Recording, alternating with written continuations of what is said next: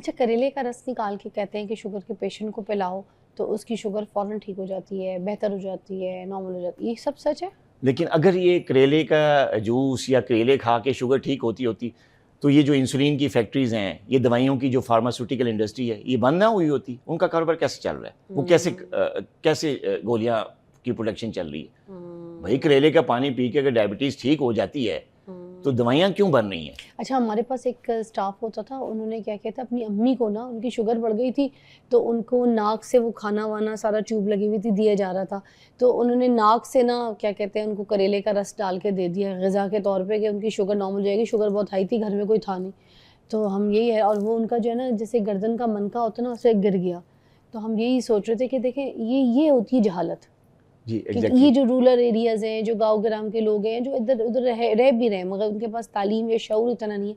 सुनी सुनाई बातों पे जो यकीन करके, अब सोचिए कोई बंदा सिलेंडर पे हो और कोई बंदे को डाइट नाक से दी जा रही हो और उसको करेले का जूस जो है नाक से उसको ग़िज़ा में दे दिया जाए कि लिक्विड के तौर पे आप दे रहे हैं, उसका फिर मनका बिल्कुल गिर के वो मर जाए। तो ये तो एक जहालत है। जी, देखिए ये जो होम रेमेडीज़ हैं जिनका ज़िक्र किया, जैसे हाँ, करेले का और पानी इस है, तरीके के सब्जियाँ पेशेंट्स हैं। को। जी, जी।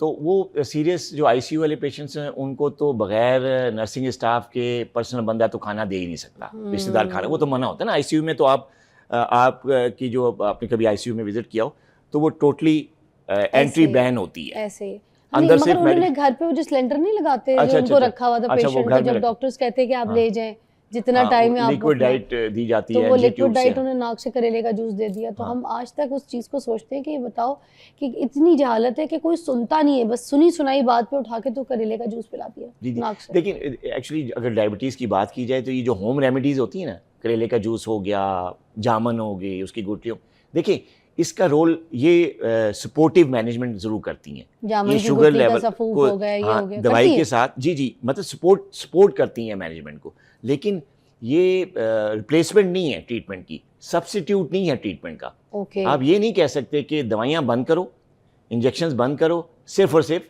जामुन की गुठलियाँ खाओ या करेले का पानी पियो या इस तरह की होम रेमेडीज़ करो। अच्छा। ठीक है?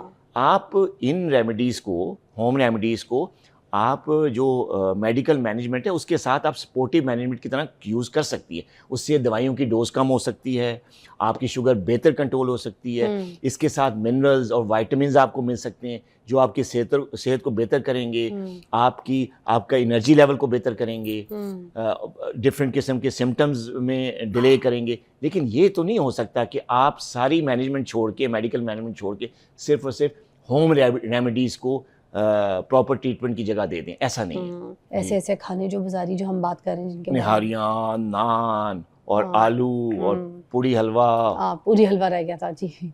वो भी आलू क्यों नुकसानदेह? आलू का क्या मसला होता है? नहीं, आलू देखें, आलू का जो ग्लाइसेमिक इंडेक्स है और जो ग्लाइसेमिक लोड है वो बहुत ज़्यादा है।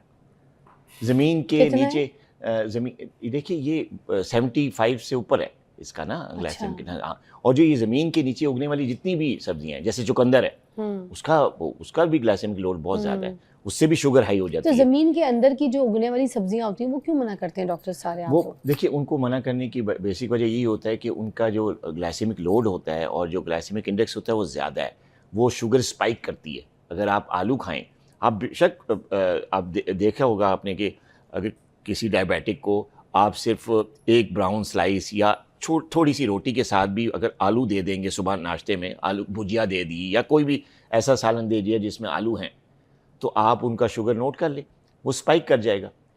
तो जितनी भी ज़मीन के नीचे उगने वाली सब्जियां हैं वो इसलिए हम मना नहीं करते, लेकिन उसको क्वांटिफाई कर देते हैं कि उसका पोर्शन साइज आप कंट्रोल करके खाएं, ज़्यादा ना खाएं। शुगर पेशेंट डेली बेस पे रोटी खा सकता है, मतलब रोज? अगर खालिस गंदम का आटा है, मैदा नहीं है या नान नहीं है या ऐसा आटा जिसको हम फाइन आटा कहते हैं जो आम बाज़ारों में मिलता है, तोड़े का आटा जिसे आमतौर पे कहते हैं, वो नहीं है, तो आम तौर पे शुगर पेशेंट एक आध रोटी, 1.5 रोटी वो खा सकता है।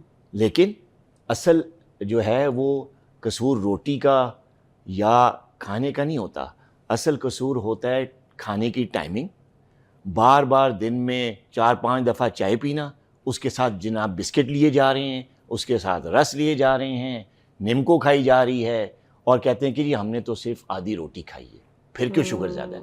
भाई रोटी खाने के बाद जब घर से निकले, ऑफिस में आए, फिर आपने क्या किया है? तो पता चला कि 3-4 बिस्किट भी खा गए हैं, 4 कप चाय भी पी गए हैं, और शाम को जब शुगर चेक किए तो स्पाइक ज़्यादा आई। असल चीज़ यहाँ पे है। अच्छा, और तो चावल का भी इतना ही अजाब दिया हुआ है, चावल के लिए भी यही कहा जाता है शुगर हो के चावल खाओगी, चावल कैसे खा सकते हो तुम? अच्छा, अब ये जो शख्स हैं या जो भी मैडम जिनकी बात कर रही हैं कि जो चावल के बारे में कह रही हैं, चावल तुम्हें शुगर हो गई है, तो आप चावल ना खाएं, लेकिन उनके साथ अगर बैठेंगे तो वो आपको चाय के साथ 4 बिस्किट भी खिला देंगे, और फिर कहेंगे जी नाश्ते में तो मैंने सिर्फ 2 रस खाए हैं, मैं तो रोटी खाई ही नहीं, हाँ। मैंने तो चावल खाए ही नहीं, फिर मेरी शुगर क्यों आई होगी? तो पता किया तो पता ये चला कि जी चाय के साथ 2 रस भी खा लिए, 1 घंटे बाद 3-4 बिस्किट भी ले लिए, और कहा यह जाता है मैं तो कुछ खाती ही नहीं, या मैं तो मीठा लिया ही नहीं है, चाय फीकी है लेकिन उसके साथ 4-5 बिस्किट ले लिए। वो क्या करेंगे? शुगर स्पाइक करेंगे कि नहीं करेंगे? असल गलती यहाँ पे आती है। अच्छा, अभी 20-25 दिन के बाद जो है ना, अभी बड़ी ईद आ जाएगी, तो फिर उसमें गोश्त का तो आपको पता है लोग खाना ज़रूर पसंद करेंगे, उसमें मटन, बीफ, ये चीज़ें खा सकते हैं जो शुगर के पेशेंट्स हैं? देखिए, जहाँ तक कुर्बानी की ईद का ताल्लुक है, उसमें ज़ाहिर है गोश्त खाना सुन्नत भी है, गोश्त पकता भी है लोगों में, और 3-3 4-4 दिन जो है कंटिन्यूसली घरों में सिर्फ गोश्त ही खाया जाता है। कहीं जाओ तो गोश्त होता है, घर गोश्त। तो डायबिटिक पेशेंट्स को कहा यह जाता है कि जी डायबिटिक पेशेंट जो हैं वो गोश्त ना खाएं, उससे शुगर बढ़ जाती है। ऐसा नहीं है। अच्छा। लेकिन देखें, गोश्त जो है ना वो कल्प्रिट नहीं है। कल्प्रिट एक्चुअली कुकिंग मेथड है, किस तरीके से गोश्त खाया जाता है, किस तरीके से पकाया जाता है। गोश्त से नहीं होती कुकिंग मेथड, कोई जो गलत है। देखिए, अगर आप डीप फ्राई करें, डीप कुक करेंगे उसको ऑयल में, ठीक है, गोश्त को बहुत ज़्यादा तेल में पकाएंगे और नानों के साथ खाएंगे तो फिर तो शुगर बढ़ेगी। लेकिन अगर आप ग्रिल्ड, नानों के साथ ना खाएं, दादों के साथ खा सकते हैं। अच्छा, हाँ, और अगर आप ग्रिल्ड करेंगे, मतलब बारबेक्यू जिसे कहते हैं, प्रॉपर बारबेक्यू हुआ गोश्त जो है वो अगर आप खाएंगे और छोटी सी खालिस गंदम की चपाती के साथ लेंगे, या जौ के आटे के साथ लेंगे, या मल्टीग्रेन आटे के साथ लेंगे, तो शुगर नहीं बढ़ेगी। गोश्त को भी इंजॉय करेंगे आप और शुगर भी ठीक रहेगी आपकी।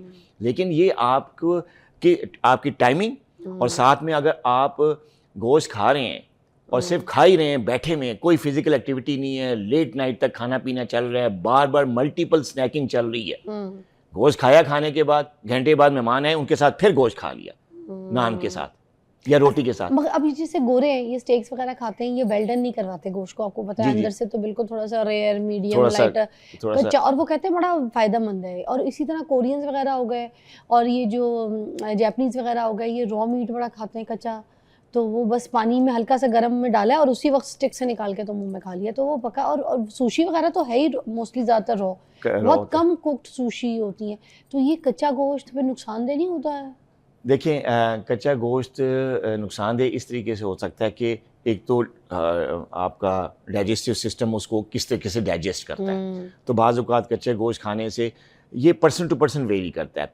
जहाँ पे कल्चर है, जैसे जापानीज़ हैं, चाइनीज़ हैं, या गोरे लोग हैं, तो वो तो अगर रॉ मीट खाते हैं तो वो बॉडी उसकी अडेप्ट हो चुकी है, उनका मैदा एक्सेप्ट ही उसको कर रहा है, क्योंकि बचपन से वो यही खा रहे हैं, आदी हो चुके हैं।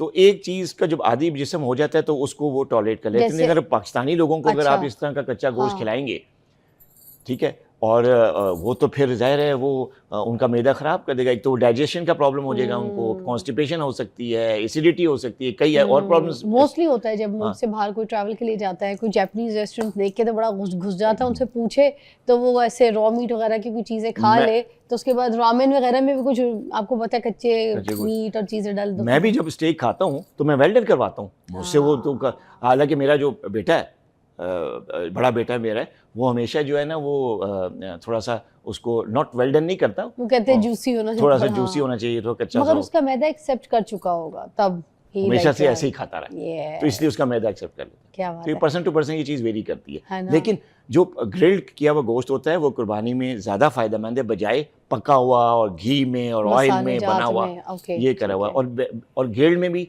आप ज़्यादा उसको कुक ना करें, बारबेक्यू में जले ना, उससे फिर जो है ना मैदे में वो कैंसर का रिस्क और चीज़ें भी बढ़ जाती है, क्योंकि वो जला हुआ गोश्त जो है ना वो और इंटेक ना लें। जी, थैंक यू सो मच, बहुत बहुत शुक्रिया। टाइप 1 टाइप 2 को बहुत अच्छी तरीके से एलैबोरेट किया। बिल्कुल बच्चों वाले सवाल हमने किया है डॉक्टर साहब से कि जैसे हमें कुछ भी नहीं पता और हमें सब कुछ बता दिया उन्होंने। तो अपना ख्याल रखिए, टाइप 1 हो चाहे टाइप 2 हो, अल्लाह ताला सबको अपनी हिफ्ज़ व अमान में रखे। ब्रेक के बाद मिलते हैं। Thank you so much.